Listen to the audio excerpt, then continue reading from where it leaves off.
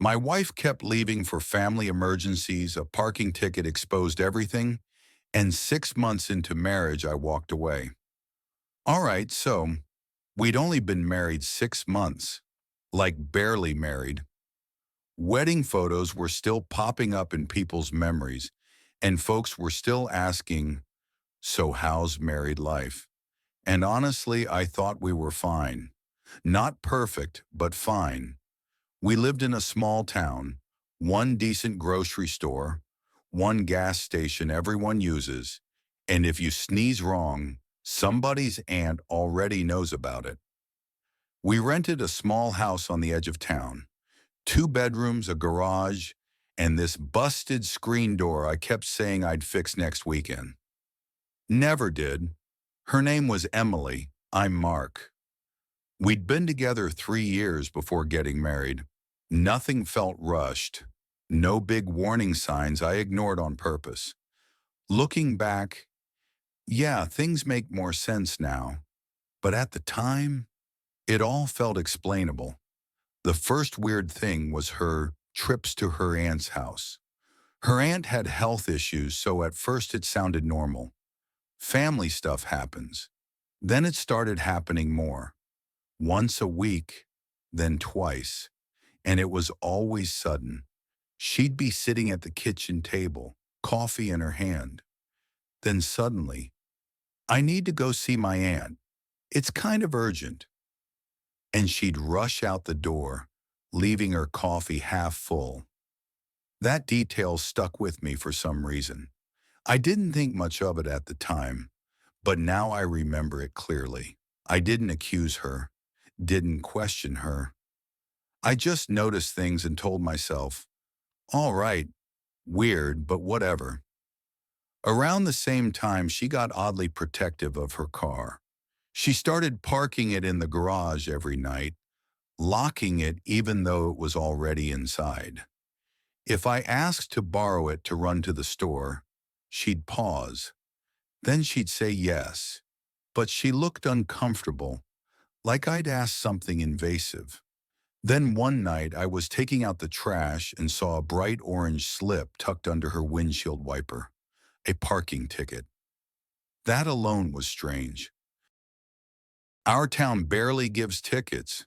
You almost have to try to get one. I brought it inside, looked it over, and that's when my stomach dropped. Tuesday, 3:18 p.m., Maple Ridge Apartments. Those apartments were 10 minutes from our house. Her aunt lived 40 minutes away. I just stood there in the kitchen holding that ticket thinking, okay, what? I didn't confront her. Honestly, I didn't even let myself jump to conclusions yet. My brain went straight to excuses.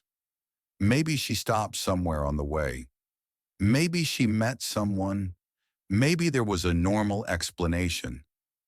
I tossed the ticket into the junk drawer with old batteries and takeout menus and tried to forget about it, but I couldn't. Something felt off, and once that feeling shows up, it doesn't really leave. A little later, she went to her aunt's again, came home around 11 that night. I hugged her, asked how things were, and we went to bed. The next morning, I opened her car to grab my sunglasses she'd left inside, and I noticed the smell. Not strong, not obvious, just men's cologne.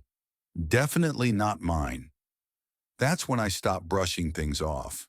I didn't go full detective or anything, but I started paying attention, just trying to match what I was being told with what I was seeing.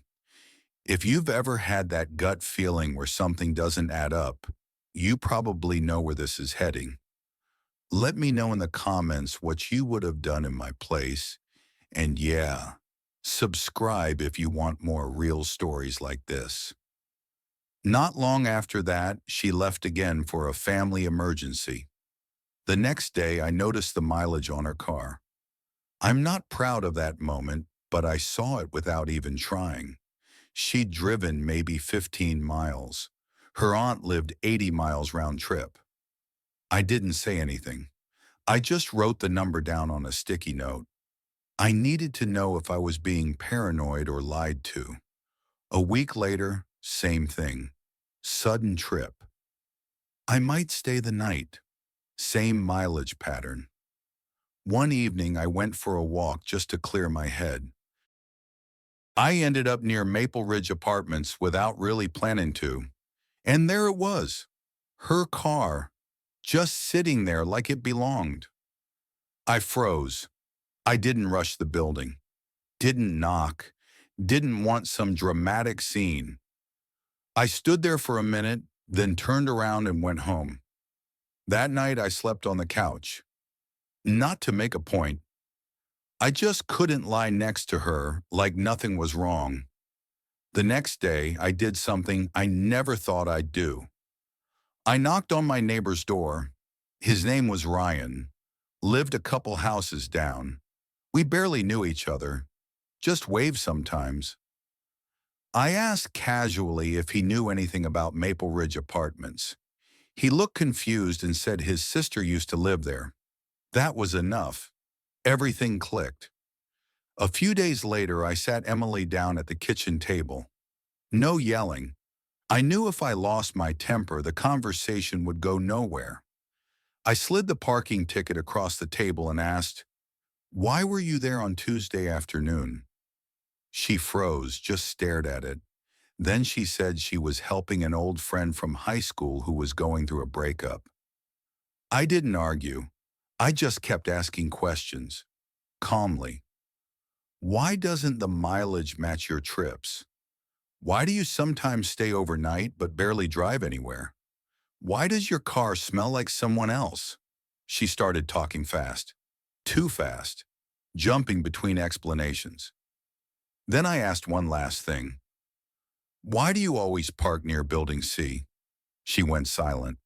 After a moment, she admitted it. It was Ryan, our neighbor. He still had an apartment at Maple Ridge from before his divorce. She tried to explain how it just happened, how it started as talking, how she felt lonely. I listened, but honestly, I was already done. What hit me hardest wasn't even the cheating. It was how easily she lied about visiting her aunt. Over and over. No hesitation. I stood up and told her I was opening a separate bank account and talking to a lawyer. Not out of revenge, just self-respect. She tried flipping it on me. Asked why I was tracking her like I was the bad guy. I pointed at the ticket and said, "I didn't track anything. You left proof." That ended the argument. I packed a bag that day, just clothes, my laptop, and a charger. I didn't think about furniture or stuff. I just wanted out. I stayed with my brother for a week. It's weird. Everyone thinks moments like this are explosive, but mostly it just feels quiet and heavy. Emily texted constantly, apologies, long messages, promises. She wanted another chance. I agreed to meet once. Public place, coffee shop. She cried, said she cut contact, said this was a wake-up call. I asked her one thing. Why did you lie so easily? She didn't have an answer. That told me everything. A week later, I filed for divorce. 6 months married, no kids, no shared debt. Still painful, but clean. She moved out. I stayed in the house. First thing I did, fix that screen door. No symbolism. I just needed to fix something that actually stayed fixed. Ryan moved away not long after.